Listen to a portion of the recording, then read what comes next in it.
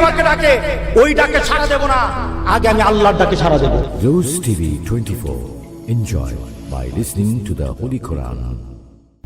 মুসলমান অর্থ, টাকা পয়সা আর পৃথিবীর সম্পদ নিয়ে, পৃথিবীর সম্মান, মর্যাদা, ক্ষমতা নিয়ে মুসলমান নিজেকে বড় মনে করে না।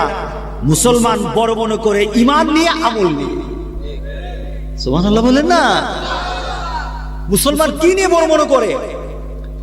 পৃথিবীতে যদি সম্পদ আর পৃথিবীর ব্যক্তিগত সম্মান নিয়ে যদি পৃথিবীর মানুষ বড় হয়, তাহলে বুঝতে হবে সাহাবায়ে কেরামের কি ছিল, আমার রাসূলের ঘরে কি ছিল।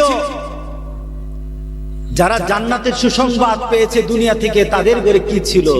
কিছুই ছিল না। কিন্তু তারা পৃথিবীর মধ্যে শ্রেষ্ঠ মানব ছিলেন, সন্দেহ নাই। কি বলেন, ঠিক আছে কিনা বলেন? ওই শ্রেণীর মানুষ হতে হবে আমাদেরকে। আমাদেরকে মুসলমান আল্লাহ বানিয়েছেন। মুসলমান হওয়ার পিছনে উদ্দেশ্য একটাই, আমাদের চাহিদা একটাই, যে আমরা মুসলমান হয়ে জন্ম নিয়েছি, শ্রেষ্ঠ আমার ধর্ম, আমার রব শ্রেষ্ঠ, আমার রাসূল শ্রেষ্ঠ, আমার কোরআন শ্রেষ্ঠ। যারা এই সব কিছু নিয়ে থাকে তারাও শ্রেষ্ঠ। কথা ঠিক আছে কিনা বলেন? তারাও শ্রেষ্ঠ। সুতরাং শ্রেষ্ঠত্বের দাবি নিয়ে আমরা কবরে যেতে চাই। কে কে রাজি আছে?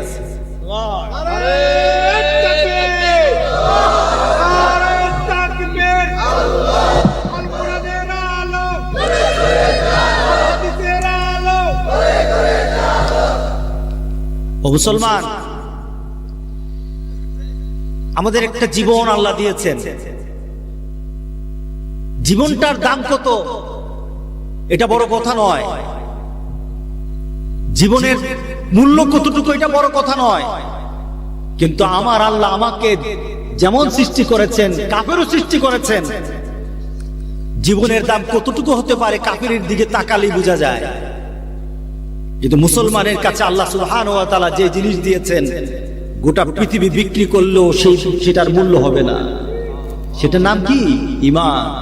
বলেন, সেটার নাম কি? ঈমান।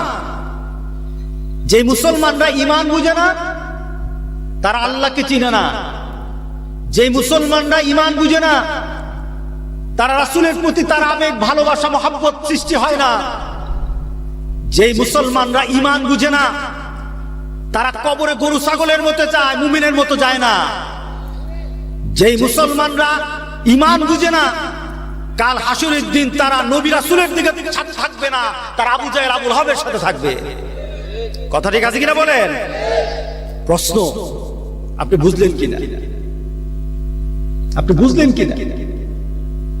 আপনাকে তো আল্লাহ ঈমান ফ্রি দিয়ে দিল, আপনি বুঝলেন কিনা?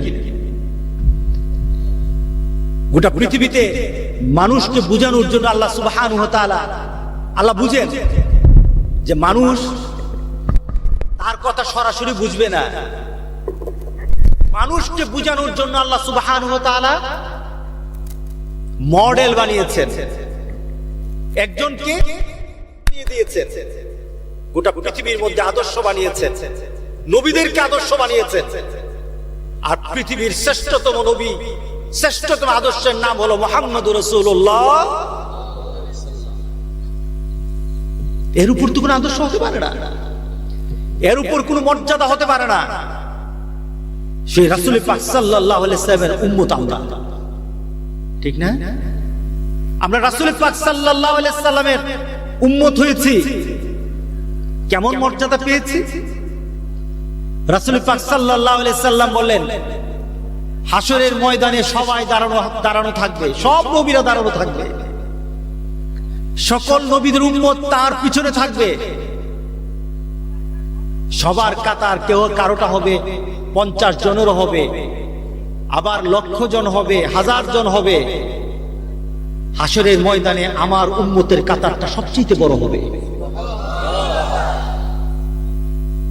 আমার উম্মতের কাতার সবচেয়ে বড় হবে। আমি তার জন্য গর্ব করি না।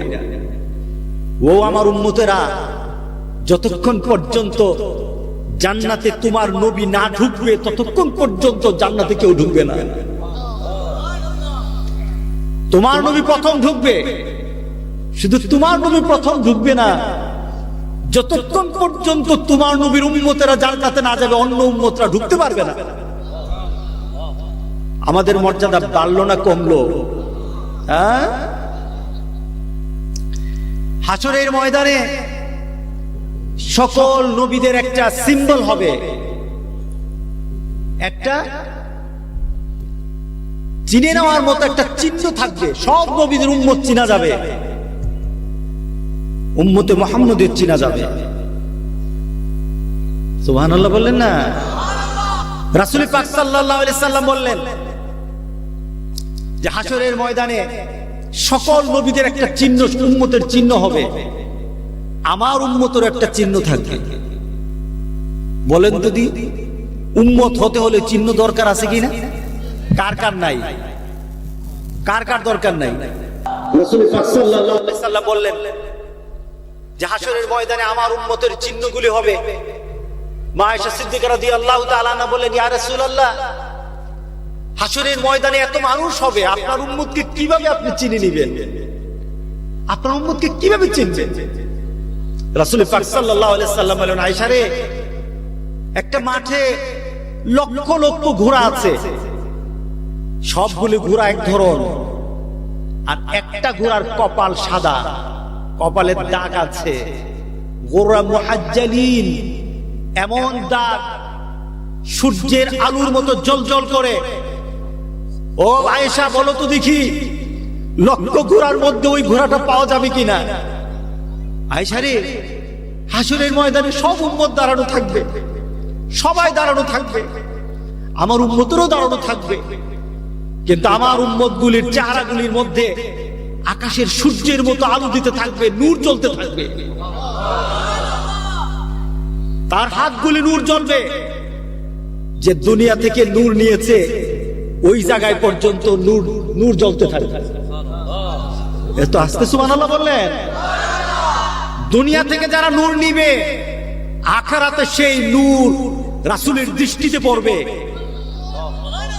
রাতের অন্ধকারে আপনি কোথাও দাঁড়িয়ে আছেন, অন্ধকার, আরেকজন কেউ আপনাকে খুঁজতেছে, আপনার হাতে একটা টর্চ লাইট আছে, আপনার টর্চ লাইট যদি তাকে বাড়ি দেন, এইভাবে টর্চ লাইটটা জ্বালান, আপনাকে পাওয়া যাবে কিনা? বলেন না, পাওয়া যাবে কিনা? মাঠের মধ্যে আপনার ছেলে একদিক, আপনি একদিক, এখন আপনার টর্চ লাইট মারলেন, মেরে ছেলেকে বললেন, এই ছেলে আমি এখানে, ছেলে দেখবে কিনা? আর অন্ধকারের মধ্যে যদি পড়ে থাকেন, টর্চ লাইটটা যদি না থাকে, আলোটা যদি না থাকে, নূরটা যদি না থাকে, তাহলে বলেন তো আপনার ছেলে জীবনে আপনি খুঁজে পাবে? পাবে না। হাসরের ময়দান বিভীষিকাময় অবস্থা, সূর্যটা মাথার উপর চলে আসবে। অমিয়া, আগামীকাল আসবে না? আগামীকাল একটু সূর্যের দিকে তাকায় থাকেন তো দেখি কেমন লাগে। সূর্যটার দিকে তাকিয়ে থাকেন, কেমন লাগে? আপনার চোখ দিয়ে কিছু দেখা যাবে না, লম্বা সময় তাকিয়ে থাকলে চোখটা থাকবে না, এত পাওয়ার। কিন্তু কত দূরে আছে বলেন না? কতটুকু? অনেক দূর, এখান থেকে ঢাকা পর্যন্ত নাকি? কোনানে কসবা কই আছে? 9,30,00,000 মাইল দূরে, 9,30,00,000 মাইল দূরে। এই দূরটা কিন্তু বৈজ্ঞানিকরা বলেছেন আসল নাম কিন্তু এখনো কেউ বলতে পারে নাই। এত দূর থেকে কোরআন, সেই যখন সূর্য যখন তা দেয়, আরাম লাগে না? খুব ভালো আরাম লাগে নাকি? হ্যাঁ, গরমটা কেমন লাগে? একটু কিছুক্ষণ দাঁড়ায় থাকার পরে খালি কোথায় লুকানো যায়, কোনখানে ছায়া পাওয়া যায়, এগুলি তো খোঁজা আরম্ভ হয়। কথা ঠিক না? আর ঠিক ওই সূর্যটাকে একটু খেয়াল করেন, ঠিক ওই সূর্যটাকে আপনার মাথার উপর, ঠিক মাথার উপর, এই মাথার উপর যখন চলে আসবে, যারা কোরআনওয়ালা তারার মাথার উপর আসবে, যারা কোরআনের কাছে আসে নাই, নামাজ পড়া নাই, তারা ওইখানে থাকবেই না, অন্য জায়গায় থাকবে নাকি? হ্যাঁ, কি বলে? যারা আমরা একটু ভয় টয় পাই, একটু কোরআন টোরআন পড়ি, হুজুর আপনারই ধরবো, হাসনের মধ্যে আপনারই বিপদে পড়বেন, আমরা ভালোই আছি, দুনিয়া তো ভালো, আখেরাত তো ভালো। কি বলেন, তাই নাকি? হ্যাঁ, ময়দানে দাঁড়ানো হবে, আপনি যেমন দাঁড়ানো থাকবেন, মুমিন বান্দা যেমন দাঁড়ানো থাকবে, বদকারও দাঁড়ানো থাকবে। কিন্তু মুমিন বান্দা আর বদকার পৃথিবীর মধ্যে সবকিছু ব্যবহারের ক্ষেত্রে গুণগত মান এক ছিল। আমি এখন ভাত খাইলাম কার বাড়িতে? সেলিম ভুইয়ার বাড়িতে, ভুইয়া সাহেবের বাড়িতে ভাত খাইলাম। এখন আমি যখন মুরগি খেলাম, মুরগের গোশত খেলাম, আমার জিহ্বায় যেই মজা, যে নামাজ পড়ে না তার জিহ্বায় কি আরেক মজা? বলেন নাকি? একই মজা। খেজুর গাছের রস, নারিকেল গাছ, খেজুর গাছের রস শীতকালে মজা না? এটা কি আমার জন্য এক মজা, আরেকজনের জন্য আরেক মজা? মালিকের জন্য এক মজা, সুরের জন্য এক মজা, নাকি সব এক মজা?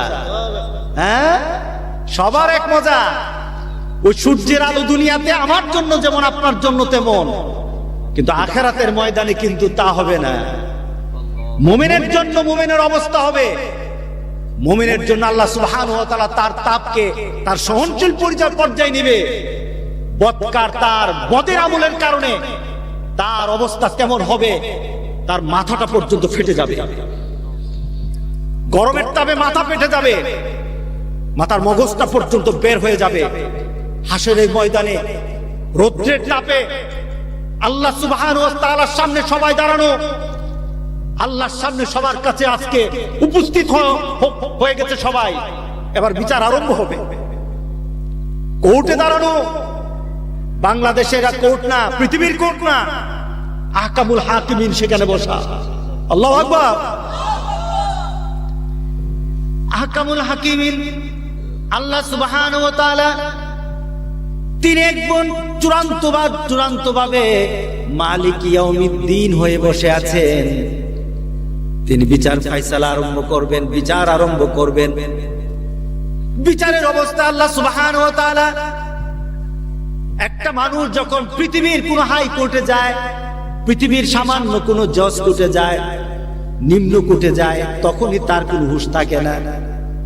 যখন আল্লাহর সামনে সবাই উপস্থিত হয়ে যাবে আর সামনে দেখবে দুজকের আগ গর্জন, বেহেশতের জন্য বেহেশতেরা দেখতে থাকবে বেহেশতের প্রতি, দুজকের গর্জনগুলি তাতালিউ আলাল আফইদা, প্রত্যেকটি মানুষের কলিজার মধ্যে গিয়ে তার আঘাত করবে, তার কলিজার মধ্যে গর্জনগুলি আঘাত করবে।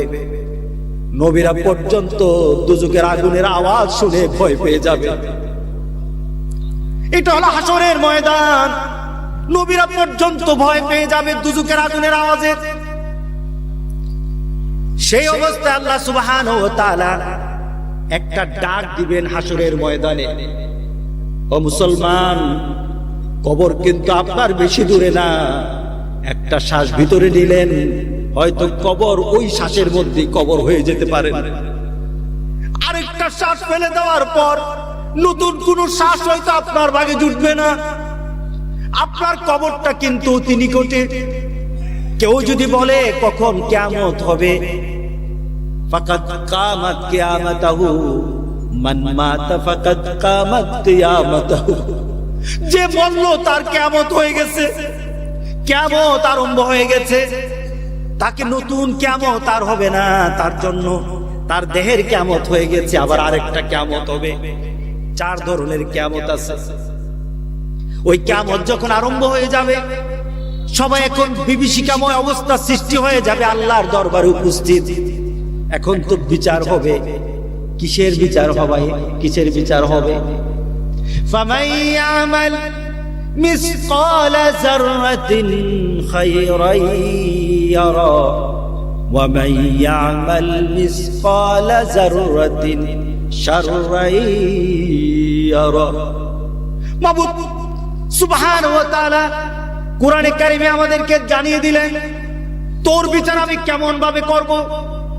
রাতের আধারে গোটা পৃথিবীর কেউই দেখে নাই, তোর স্ত্রীও দেখে নাই, গোটা পৃথিবীর কেউ তোকে দেখে নাই। রাতের আধারে এমন একটা কাজ করেছস, মনে মনে চিন্তা করেছস, কেউই দেখে নাই। আল্লাহ বলেন ওইটা তোরে হাসুরের দিন দেখায় দেব। হাসুরের দিন গোটা পৃথিবীর মানুষের সামনে ওই কথাটাও দেখায় দেব। রাতের অন্ধকারে, রাত্রের বেলা শুয়ে শুয়ে, বিছানায় শুয়ে শুয়ে তুমি আরেকজন মানুষের জন্য তুমি খারাপ চিন্তা করেছো। তুমি মানুষের জন্য ভালো চিন্তা করো নাই, খারাপ চিন্তা করেছো। আল্লাহ বলেন তোমার চিন্তা তো কেউই দেখে নাই। পাশে স্ত্রী ছিল, স্ত্রীও টের পায় নাই, কিন্তু আরশের মালিক আমি আল্লাহ কিন্তু টের পেয়ে গেছি। আল্লাহু আকবার। আমি কিন্তু টের পেয়ে গেছি। হাসরের দিন ওই কথাটা পর্যন্ত তোর সামনে উপস্থিত করব। আল্লাহু আকবার বললেন না? আল্লাহকে চিনা দরকার আছে কিনা বলেন? হাসর বোঝা দরকার আছে কিনা বলেন? আল্লাহু আকবার, আল্লাহু আকবার। আফসোস হবে, আফসোস করবেন, আফসোস করবেন। ওই আফসোসের কথা আজকে কোরআনের যে আয়াত তেলাওয়াত করলাম, এই আফসোসের কথা আছে। হাসরের ময়দানে গিয়ে কিছু আফসোস করবেন।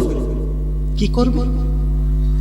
আফসোস করে করে বলবে, আরে আমি কি করলাম রে, ইয়া লাইতানি কুনতু তুরাবা, আরে আমি কেন মাটি হই না।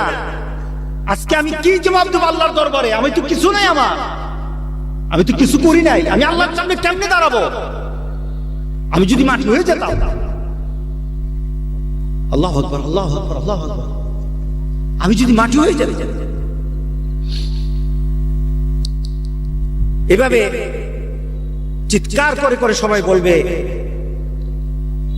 যে আমি যদি মাটি হয়ে যেতাম। আবার কেউ বলবে কাদ্দামতু লিহায়াতি, নিজের আমলনামা দেখবে, নিজের জীবনটা দেখবে। আমি যে বললাম নূর নাই, তার সাথে নূর নাই, তার সাথে নূর নাই।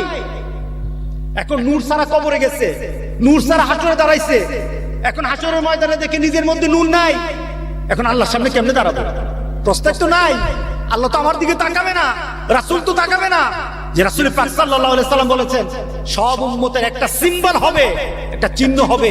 আমার উম্মতেরও সিম্বল হবে, একটা চিহ্ন হবে। সেটা হবে তার চেহারাটা সূর্যের আলোর মতো জ্বলজ্বল করতে থাকবে। কালো চেহারা থাকবে না, কালো চেহারা থাকবে না। এত সুন্দর চেহারা হবে, আকাশ সূর্য পর্যন্ত ম্লান হয়ে যাবে। মা আয়েশাকে বললেন, আয়েশা রে, আমি আমার উম্মতকে চিনে নেব। তাদের চেহারাগুলি যখন জ্বলজ্বল করতে থাকবে তখনই চিনে নেব তারা আমার উম্মত। এত আস্তে সুবহানাল্লাহ বলেন।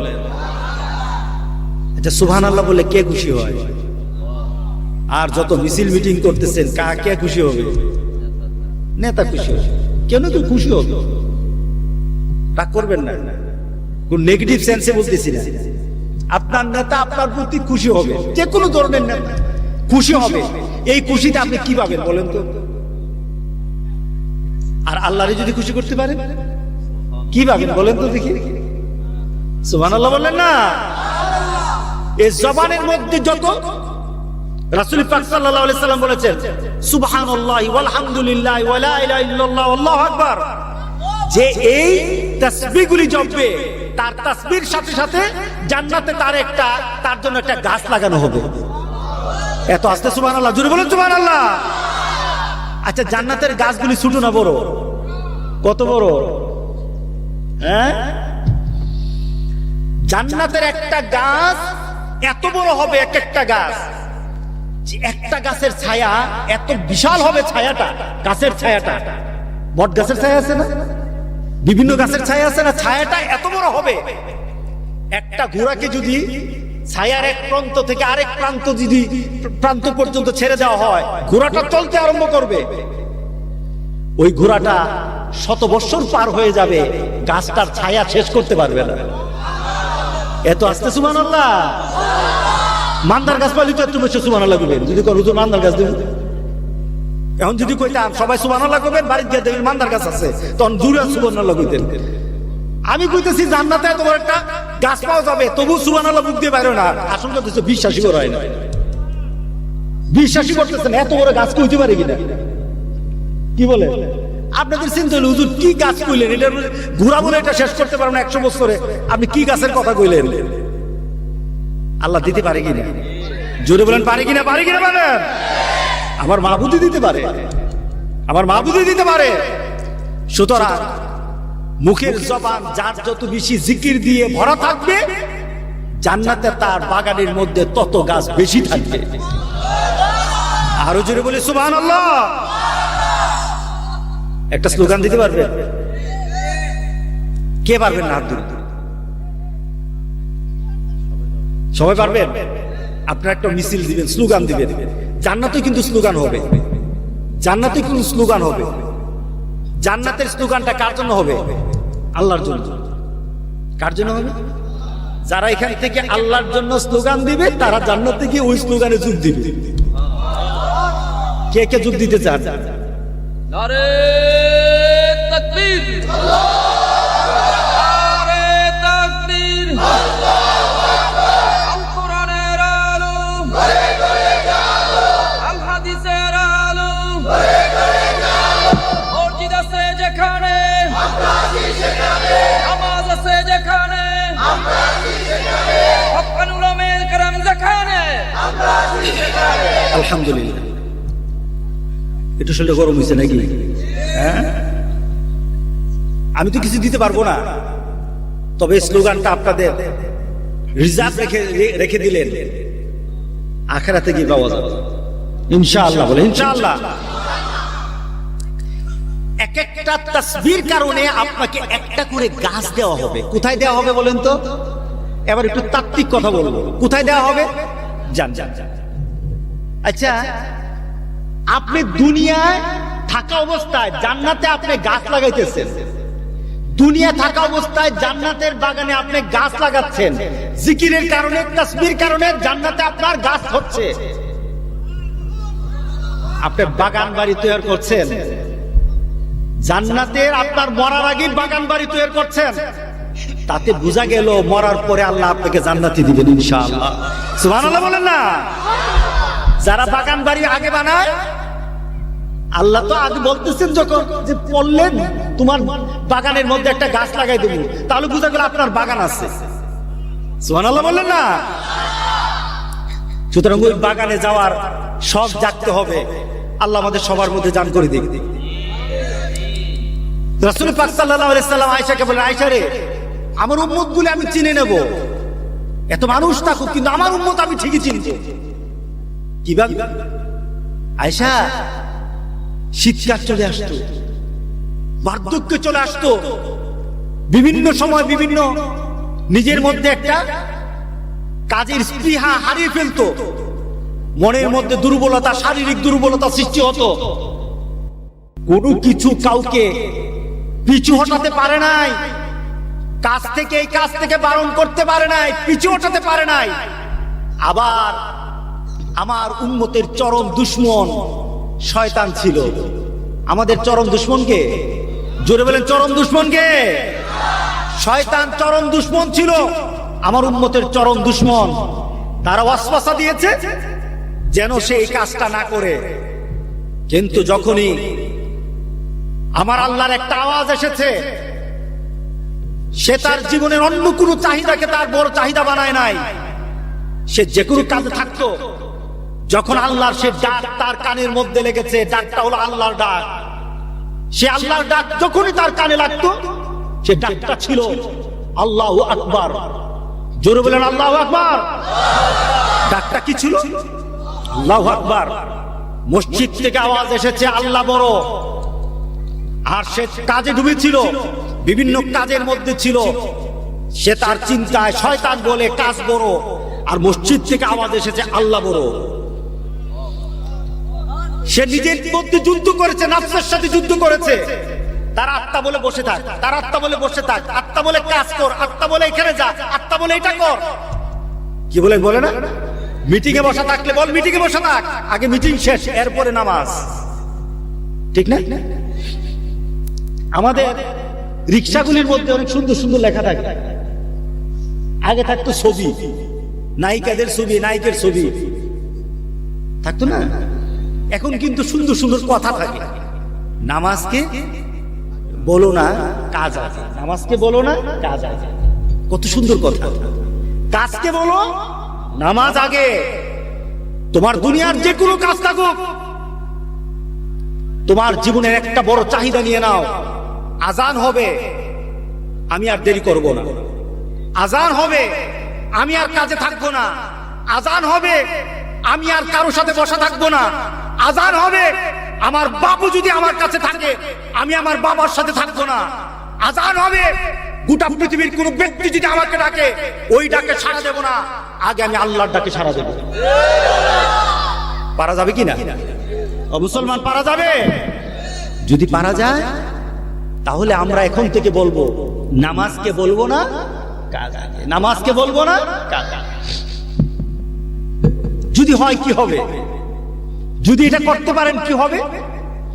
রাসূল পাক সাল্লাল্লাহু আলাইহি সাল্লাম বলেন, ওই উম্মতগুলি আমার উম্মত চিনে নেব। তাহলে বোঝা গেল যার মধ্যে এই দাগ থাকবে না, সে রাসূলের উম্মত বলে পরিচয় দিতে পারবে না। আমাদের সমাজে নামাজি বেশি না বেনামাজি বেশি? আস্তে কথা বলেন, জোরে বলেন, সাহস করে বলেন। বেনামাজি বেশি। তাহলে বেনামাজির অবস্থা কি? তুমি যতই আশিকে রাসূল হও, আশিকে রাসূল, মাশুকে ইলাহি, আশিকে পান্দান, সিয়ায়ে দান্দান, কত সমাজের কত আশিকিরা আছে। এই আশিকি দিয়ে কাজ হবে না। তুমি যদি রাসূলের উম্মত বলে পরিচয় দিতে চাও, তোমাকে মসজিদে 5 ওয়াক্ত হাজিরা দিতে হবে। কথা ঠিক আছে কিনা বলেন? যারা দেয় না, আমার দৃষ্টিতে আপনার দৃষ্টিতে যত বড় উঁচা মনুক আমার সমাজে, আখেরাতে তারা ফকির, মিসকিন, তারা গরিব, তারা লানত প্রাপ্ত, তা এর থেকে আর কিছু না। কথা ঠিক আছে কিনা বলে? যত বড় কিছু, যত বড় কিছু। ও মুসলমান, আজকে বুঝতে হবে, আমি কি আমাকে বাঁচাতে পারবো কিনা? আমি কি আমার রাসূলের সাথে সম্পর্ক করাতে পারবো কিনা? যদি পারতে হয়, নামাজ লাগবে কিনা? জোরে বলে, নামাজ লাগবে। মা আয়েশা সিদ্দিকা রাদিয়াল্লাহু তাআলা আনহাকে রাসূল বললেন, যারা উযু করেছে, উযু করার সময় কি ধুতে হয়? বলেন, কি ধুতে হয় উযু করতে? ধরুন উযুর অবস্থা ধরুন, এখানে তো 90 জন ভাইয়া যাবেন উযু ধরলে। আর মাহফিলে, আপনার মাহফিলে আর আমু না। আপনি একটা টেরা মানুষ, উযু যেমন মন দেয় এমন, আপনি কি হয়েছে উযু? হ্যাঁ, উযুতে কি করতে হয় বলেন? উযুর ফরজ কয়টা সবাই জানেন? জি না, সবাই জানেন না। যারা বলছে ওই যে সবগুলি চেহারা চিনি, সবগুলি নামাজির চেহারা, নামাজির চেহারাই আলাদা। সুবহানাল্লাহ বলেন।